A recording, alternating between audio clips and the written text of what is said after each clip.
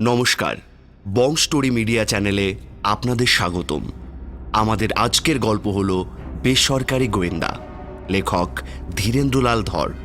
যদি আপনাদের গোয়েন্দা গল্প ও রহস্য গল্প শুনতে ভালো লাগে তাহলে অবশ্যই আমাদের চ্যানেলটিকে সাবস্ক্রাইব করে রাখবেন এবং হ্যাঁ, আজকের গল্পটি কেমন লাগলো তা অবশ্যই কমেন্ট করে জানাবেন। রবিবার, কাজের তাড়া নেই। খানচারেক বিস্কুট আর 2 কাপ কোকো খেয়ে গোবিন্দ আরামে খবরের কাগজের পাতা উল্টাচ্ছে। এমন সময় রবিন এসে পড়ল। সামনের চেয়ারখানি দখল করে বলল, কাগজে পড়লাম ওকালতির সাথে সাথে গোয়েন্দাগিরিও বেশ চালাচ্ছ। তা বেশ। চায়ের পর্ব শেষ করে রবিন আসলো আসল কথায়।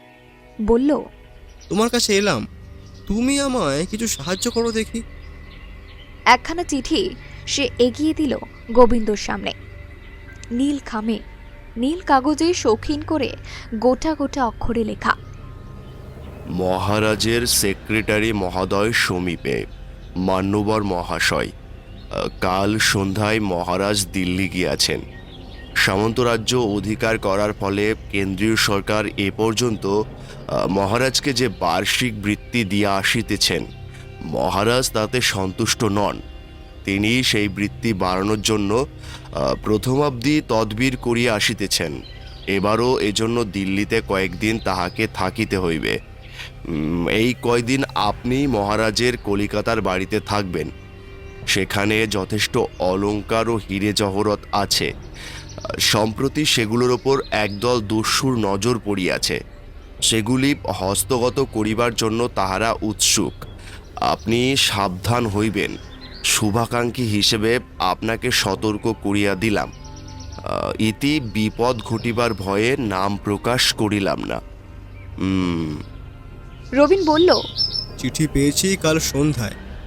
পরশু সকালে মহারাজ দিল্লি গিয়েছেন। আমি একাই আছি রাজবাড়িতে।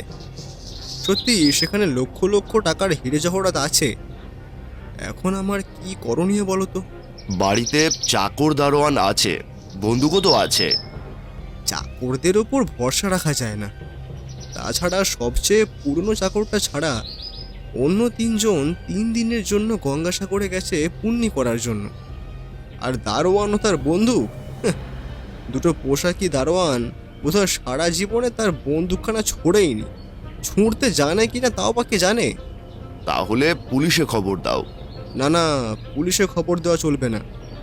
রাজ্য দখল করার সময় মহারাজ হিরে জহরতের একটা হিসাব দাখিল করতে হয়েছিল কেন্দ্রীয় সরকারের কাছে। মহারাজ তখন অনেক কথা গোপন করেছিলেন। পাগড়িতে পরার জন্য 5খানা বড় বড় হিরে বসানো একটা ডায়মন্ড পিন আছে। সেটার মূল্যই অন্তত 10 লক্ষ টাকা হবে। হিসাবে তার কোনো উল্লেখ নেই। এমনই আরও কত আছে। পুলিশ যদি আসে তখন তো সেই কথাও জানবে। তখন আবার আর একদিকে মুশকিল দেখা দেবে। সেগুলো আছে কোথায়? বাড়িতে। কেন, ব্যাংকের সেফ ডিপোজিট ভল্টে রাখিনি কেন? সেই দিকে মহারাজের ভয় আছে, যদি কোনো দিন গভর্নমেন্ট ভল্ট লক করে দেয়। সোনা যেভাবে কন্ট্রোল করলো তাতে এই ভয় এখন আরও বেড়েছে। এখন আমি পড়েছি বিপদে। এইখানে এখন আমার জিম্মায় সব, আবার তার উপরে চিঠি। তাই তোমার কাছে ছুটে এলাম। তুমি একবার চলো, তুমি দেখে শুনে যা বলবে আমি সেই মতো ব্যবস্থা নেব। চিঠিখানা হাতে নিয়ে গোবিন্দ কমিনিট চুপ করে রইল। তারপর বলল, আজ আমার একটা জরুরি কেস আছে। সন্ধেবেলায় কোর্ট থেকে ফিরে এসে জামা কাপড় বদলে রাত 8টা-9টা নাগাদ যাবো তোমাদের ওখানে। তুমি থেকো। আমি সারাদিনই আসি। আরে বাড়ি পাহারা দিচ্ছি, রাতেও জেগেই থাকি, ভয়ে ঘুমই হয় না। তুমি তুমি রাত 12টায় গেলেও দেখবে আমার ঘরে আলো জ্বলছে। রাত 9টা। কলকাতার হঠাৎ বড়লোকি পাড়া নিউ আলিপুরের একখানি সুদৃশ্য দোতলা বাড়ির সামনে এসে গোবিন্দ দাঁড়ালো। সামনে ছোট পাঁচিল, একটি ছোট ফটক পার হয়ে 2 সারি ফুলের গাছ, তারপরেই বারান্দা। দোতলায় আলো জ্বলছে, নিচেটা আগাগোড়াই অন্ধকার। দরজা খোলাই ছিল, তবু গোবিন্দ কলিং বেল টিপল, কিন্তু 12 তিনেক টিপেও কোনো সাড়া পাওয়া গেল না। গোবিন্দ ডাকল, রবিন বাবু, রবিন বাবু। কোনো সাড়া নেই। গোবিন্দর কি যেন মনে হলো, ঢুকে পড়ল বাড়ির মধ্যে। অন্ধকারে বরাবর দোতলায় উঠে যাবে নাকি? দরকার নেই। ডাইনে ঘরের পর্দা ঝুলছিল, সেই ঘরে গিয়ে ঢুকলো। আলোটা জ্বেলে এইখানেই একটু বসা যাক। দরজার আশেপাশে আলো সুইচের জন্য সে হাত বাড়ালো। সুইচ মিলল। আলো জ্বলতেই গোবিন্দ চমকে উঠল। সামনেই টেবিল, টেবিলের ওপাশে একখানি সোফায় রবিন ঢলে পড়েছে। জামার উপর দিয়ে রক্তের স্রোত নেমে এসেছে মেঝের উপর। মরে গেছে, খুন। গোবিন্দ এগিয়ে গিয়ে গায়ে হাত দিয়ে তবু একবার দেখে নিল। ছুরি মেরে রবিনকে হত্যা করা হয়েছে। জহরতের জন্যই রবিন খুন হয়েছে। এখনই পুলিশে খবর দেওয়া দরকার। মহারাজার মুকুটের হিরে রাখতে গিয়ে গরিবের এমএ পাশ করা সেক্রেটারি প্রাণ হারালো। ঘরে কোথাও জোর জবরদস্তির চিহ্ন নেই। কোনো চিৎকার কি আর্তনাদ শোনা গেলে আশেপাশের বাড়ির মানুষ নিশ্চয়ই কৌতূহলী হতো, বাড়ির অন্য লোকেরাও জানতো। কিন্তু বাড়ির অন্য লোক কি আছে? তাহলে ডাকলে সাড়া পাওয়া গেল না কেন? দারোয়ানি বা গেল কোথায়? খুনি রবিনের খুবই পরিচিত মনে হয়। তার কাছ থেকে আক্রমণ রবিন বোধহয় আশাই করেনি, তাই বিনা বাধায় ঘটেছে ব্যাপারটা। গোবিন্দ ঘর থেকে বেরিয়ে এলো, বরাবর ভিতরে চলে গেল। নিচের অন্ধকার ঘরগুলি পার হয়েই সিঁড়ি। সিঁড়ি থেকে উপর অব্দি সব ঘরেই আলো জ্বলছে, নীল পর্দা ঝুলছে। কিন্তু দ্বিতীয় প্রাণী নেই। ঠাকুর চাকর গেল কোথায়? ছিমছাম সাজানো ঘর। কোনো ঘরে চোর ডাকাতের লন্ডভন্ড করে খোঁজাখুঁজির চিহ্ন নেই। গোবিন্দ নিচে এলো। অন্ধকার ঘরগুলির ভিতরে ঢুকে একে একে আলো জ্বালালো। ভাড়ার ঘরের রেফ্রিজারেটরটা শুধু খোলা রয়েছে, আর কোনো ঘরে কোথাও এতটুকু বিশৃঙ্খলা নেই। কিন্তু দারোয়ান কোথায়? তার ঘর অন্ধকার। অনেক চেষ্টার পর সুইচ পাওয়া গেল। আলো জ্বালাতেই গোবিন্দ আবার চমকে উঠল। মেঝে মাদুরের ওপর দারোয়ানের চিত হয়ে পড়ে আছে, অজ্ঞান। অদূরে একটা এনামেলের গ্লাস, কোনো পানীয় ছিল মনে হয়। সব দেখে শুনে গোবিন্দ ফিরে এলো বৈঠকখানায়। কোনো কিছু সে স্পর্শ করল না। টেলিফোনের রিসিভারটা রুমাল জুড়িয়ে তুলে নিল। ডায়াল করলো। লালবাজার, একটা খুন হয়েছে। মহারাজার সেক্রেটারি রবিন মিত্র খুন হয়েছে। দারোয়ান তার ঘরে অজ্ঞান হয়ে আছে। বাড়িতে আর কেউ নেই। নিউ আলিপুরে, ব্লক Z2 নম্বর বাড়ি। একদিন পরে খবরের কাগজে বেরোলো, নিউ আলিপুরে দেবগড়ের মহারাজ সেক্রেটারি রবিন মিত্র খুন হইয়াছেন। বাড়িতে দারোয়ান ছাড়া আর কেহ ছিল না। বিষাক্ত জল পান করায় সে অজ্ঞান হইয়াছিল। সেই অবকাশে আততায়ী সন্ধ্যার খানিক পরেই রবিন বাবুকে হত্যা করিয়া সরিয়া পড়ে। পুলিশ গৃহভৃত্যকে গ্রেফতার করিয়াছে। সে সিনেমার টিকিট দেখিয়াছে। সন্ধ্যায় সে সিনেমা দেখিতে গিয়েছিল, কিন্তু পুলিশ তাহার জামার হাতায় খুব সামান্য হইলেও রক্তের দাগ পাইয়াছে। মহারাজ গৃহে কিছু মূল্যবান হীরা জহরত ছিল। সেসব কতটা লুট হইয়াছে তা এখনো জানা যায় নাই। মহারাজ দিল্লি গিয়াছেন। তিনি ফিরিয়া না আসা পর্যন্ত সঠিকভাবে কিছুই জানা যাইতেছে না। তবে ভৃত্য বলিতেছে সে খুবই বিশ্বাসী। গত 15 বছর ধরিয়া সে ওই গৃহে কাজ করিতেছে। পুলিশ রহস্যভেদের চেষ্টা করিতেছে। দুদিন পরে করোনারি আদালতে পুলিশ জানালো, গৃহভৃত্যের জামায় যে রক্তের দাগ দেখা গেছে সে রক্ত ও নিহিত রবিন মিত্রের রক্ত অভিন্ন। মহারাজ কিন্তু বললেন, এ ভৃত্য জগারাম তার কাছে 15 বছর চাকরি করছে। কোনোদিন তাকে অবিশ্বাস করার কোনো কারণই ঘটেনি। এর পিতাও তার কাছে ভৃত্যের কাজ করে গেছে। এরা তার প্রজা। ভৃত্য জগারাম সিনেমার টিকিট দেখিয়া আদালতে কান্নাকাটি শুরু করে। সে বলে রক্তের দাগের কথা সে জানে না। সে ছুটি নিয়া সিনেমা গিয়েছিল। কিন্তু একটা হত্যাকাণ্ডের ব্যাপারে এত সহজে নিষ্কৃত পাওয়া যায় না। পুলিশ জগারামকে হাজতে পড়ল এবং সাক্ষ্য প্রমাণ সংগ্রহের জন্য সচেষ্ট হলো। এদিকে অনেক কষ্টে দারোয়ানের প্রাণ রক্ষা পেল, কিন্তু পানীয় জল কিভাবে বিষাক্ত হলো সে বলতে পারল না। তারপর মাসখানেক কেটে গেল, কিন্তু পুলিশ কোনো সূত্র খুঁজে পেল না। গোবিন্দ আসামি পক্ষের উকিল হয়ে দাঁড়ালো। ফি না নিয়েই সে মামলায় নামলো। বলল, রবিন আমার সহপাঠী ও বন্ধু ছিল। তার আসল হত্যাকারীকে খুঁজে বের করে শাস্তি দিতে হবে। একটা নিরীহ চাকরকে জেলে পাঠিয়ে আসল আসামি সন্দেহের বাইরে চলে যাবে, এ আমি হতে দেব না। জোগারাম খালাস পাবে এবং আসল আসামি ধরা পড়বে, সেভাবেই কাজ করতে হবে। আদালতে গোবিন্দ প্রশ্ন তুলল, আসামির হাতের ছাপ কোথাও পাওয়া গেছে কি? কেউ আসামিকে ছুরি মারতে দেখেছে কি কোনো কিছু নিয়ে কাউকে বাড়ি থেকে সরে পড়তে? ফোন করে হিরে জহরত নিয়ে সরে পড়ার পর আসামি আবার ফিরে আসবে কেন? আসামি যেখানে থাকতো সেখানে তো কিছুই নেই, তাহলে লুঠের মাল সব গেল কোথায়? এবং শেষ প্রশ্ন, হত্যাকাণ্ডের পর লালবাজারে টেলিফোন করেছিল কে? এসব প্রশ্নের জবাব পুলিশও পায়নি। কাজেই জগারাম 2 মাস পরে হাজত থেকে মুক্তি পেল। 3 দিন জগারাম আর বাড়ি থেকে বেরোয়নি। সামান্য কাজকর্ম করে গুম হয়ে বসেছিল। 4র্থ দিন সকালেই সে মহারাজকে বলল, হুজুর, আমি যাব।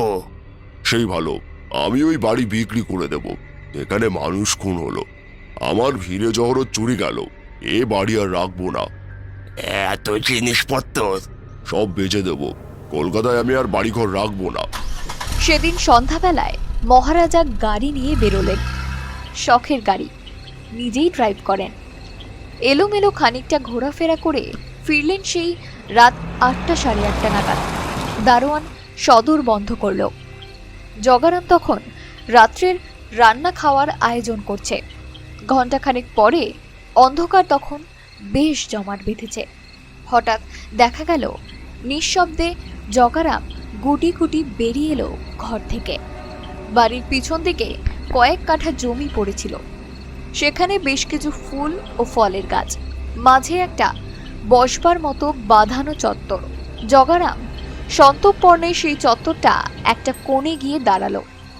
তারপর চারিদিকে নজর বুলিয়ে নিয়ে একটা রুটি কাটা ছুরি দিয়ে সে মাটি খুঁড়তে শুরু করলো।